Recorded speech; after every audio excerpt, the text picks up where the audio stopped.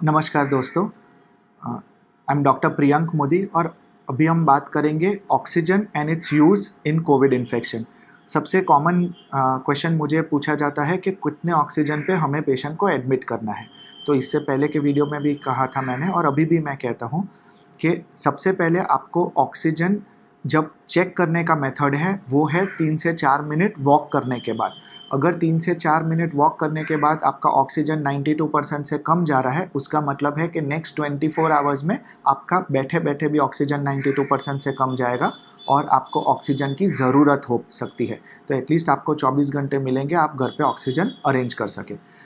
फिर आपने सुना होगा कि कितनी बार ऑक्सीजन चालू करने से वो पेशेंट का ऑक्सीजन वापस 97-98 हो जाता है और उसकी ट्रीटमेंट घर पे कंटिन्यू करी जाती है।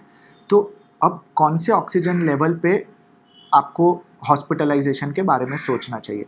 तो सबसे पहला इंपॉर्टेंट एस्पेक्ट वो एब्सोल्यूट नंबर नहीं है, पर कितनी फास्ट आपका ऑक्सीजन कम हो रहा है, दैट इज़ मोर इम्पॉर्टेंट। मतलब अगर आपका 8वां दिन इन्फेक्शन का चल रहा है और आपका ऑक्सीजन 92% पहुंचा है, तो 2 या 3 दिन आप ऑक्सीजन घर पे ले लेंगे और ट्रीटमेंट कंटिन्यू करेंगे, उससे ठीक हो जाएगा। पर आपका कल ऑक्सीजन 98% था और नेक्स्ट डे सुबह आप अपना ऑक्सीजन देखते हैं वो 92% चला जाता है, उसका मतलब है कि आपका ऑक्सीजन ड्रेस्टिकली फॉल हो रहा है और इस सिचुएशन में हॉस्पिटलाइजेशन हेल्प करेगा, भले आपका ऑक्सीजन रेस्टिंग पे 92% है, क्योंकि वो नेक्स्ट शाम तक या नेक्स्ट डे मॉर्निंग तक 80s में चला जाएगा और जब ऑक्सीजन 80s में चला जाता है उसका मतलब है जब आप हॉस्पिटल में भी जाएंगे उनको जो ऑक्सीजन की रिक्वायरमेंट होगी वो ज़्यादा होगी, शायद आपको हॉस्पिटल में ICU में एडमिट करा जाए। सो rather the rate of fall is more important than the absolute number of what oxygen hospitalization is required.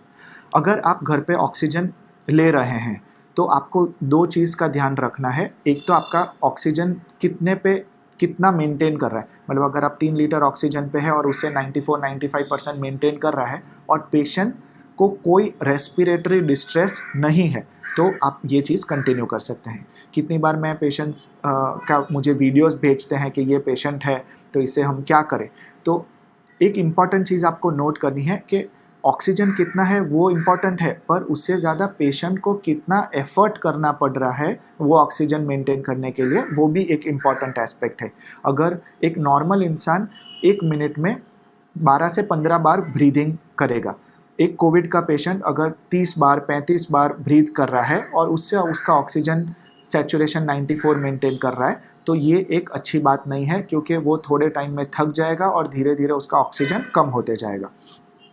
एक लेमैन के हिसाब से आप कैसे आइडेंटिफाई करेंगे कि ये पेशेंट को रेस्पिरेटरी डिस्ट्रेस है।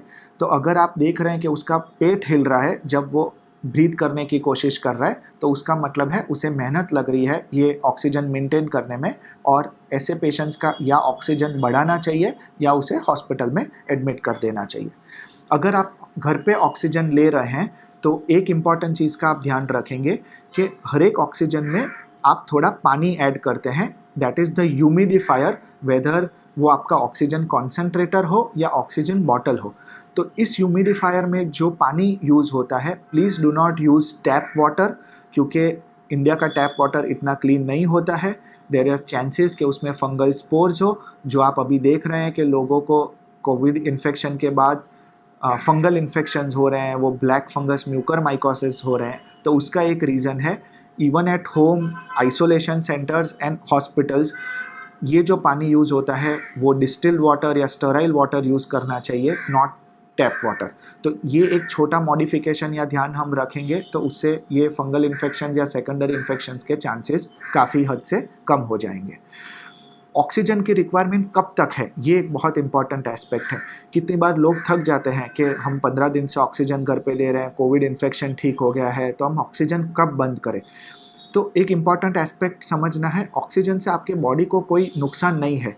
एनालॉजी में यहाँ ये यूज़ करना चाहूँगा, किसी का पाँव फ्रैक्चर हो गया और उसको हड्डी को जोड़ने का ऑपरेशन किया या प्लास्टर किया, फिर वो थोड़े टाइम के लिए वॉकर यूज़ करेगा या स्टिक यूज़ करेगा चलने के लिए। अब हर एक पेशेंट पे इंडिपेंडेंटली वेरी करेगा कि उसे स्टिक 10 दिन में छूट जाएगी या वॉकर का साथ 10 दिन में छूट जाएगा या वॉकर का साथ 30 दिन के बाद छूटेगा। ट्रस्ट मी, उसका वॉकर का साथ हमेशा के लिए छूट जाने वाला है, कोई पूरी ज़िंदगी वॉकर पे नहीं रहने वाला। वैसे ही ऑक्सीजन आपके लंग्स के लिए एक लकड़ी है, जब तक आपका लंग्स हील नहीं होता तब तक आप ऑक्सीजन सप्लीमेंट दीजिए। ऑक्सीजन से कोई ग्रॉसली नुकसान नहीं है, धीरे धीरे वीन ऑफ करते जाइए। जब आप वीनिंग करेंगे तो सबसे पहले जब उनका ऑक्सीजन 90 to 93 मेंटेन कर रहा है तो आप 2-2 घंटे का गैप करेंगे। जितना भी उनका ऑक्सीजन होगा 2 घंटे के बाद आप वापस 2 घंटे के लिए ऑक्सीजन यूज़ करेंगे। तो पहले दिन आप ऐसा करेंगे, नाइट में ऑक्सीजन चालू रहेगा, क्योंकि even with the best of efforts एक पूरा रिलेटिव वुड गेट टायर्ड, और नाइट में जब इंसान सो जाता है तो उसका ऑक्सीजन कम होने का चांसेस है। तो जब आप पहले 2-2 घंटे का गैप कर रहे हैं तो पहले नाइट पे आप ऑक्सीजन नाइट में कंटिन्यू करेंगे, फिर दूसरे दिन ये गैप को आप बढ़ाते जाएंगे, 4 घंटे करेंगे, 2 घंटे ऑक्सीजन देंगे और नाइट में कंटिन्यू करेंगे। तीसरे दिन में आप पूरे दिन के लिए ऑक्सीजन नहीं देंगे और सिर्फ नाइट में देंगे, और चौथे दिन आप थ्रू आउट ऑक्सीजन को निकाल सकते हैं। So when you taper of oxygen, go slow. इससे 2 फायदे होंगे, एक तो आपका पेशेंट का रिस्क नहीं रहेगा, और दूसरा कितनी बार जल्दी ऑक्सीजन कम करने से उसकी वापस ऑक्सीजन की रिक्वायरमेंट बढ़ सकती है, and then you will have to go through the whole process again. So that is how ideally you should reduce oxygen. Take care.